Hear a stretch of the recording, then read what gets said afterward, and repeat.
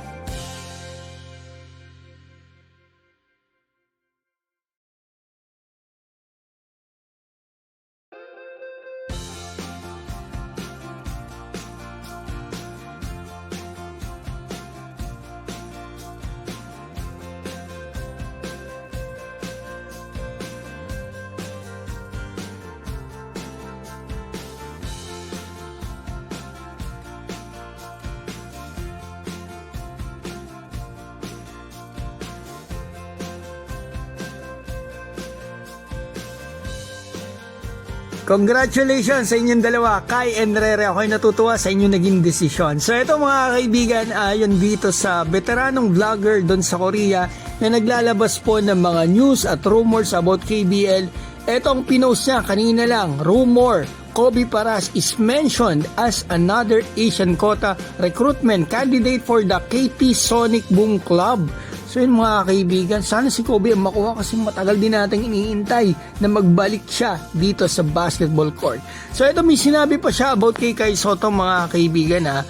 May nag-comment po kasi na kababayan natin dun sa post niya dito nga sa KBL parang para makita natin, KBL Club recruitment standards are set for KQ and Tamayo. Parang standard ng KBL daw parang malaki Q and Tamayo na about sa ating mga players. So it's expected to take a long time to recruit new Asian quota player.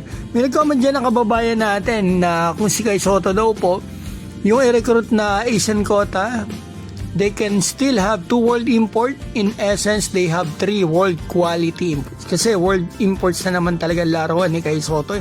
Hindi nga yan kinakaya ng solo import coverage.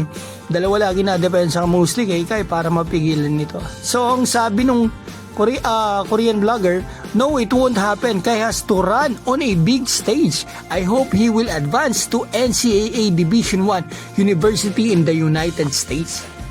Shoutout ko po pala si Juanito Mangahas, Juan Masa, Berto YTB, Judens Ferrer, Golosino, Noel Goso, Rex Romero, Queen Arevalo, ZH Game Farm, JB Santiago, Dwayne Giselle, Cyril Valles at Jeffrey Jimenez. Mga kaibigan, maraming salamat po.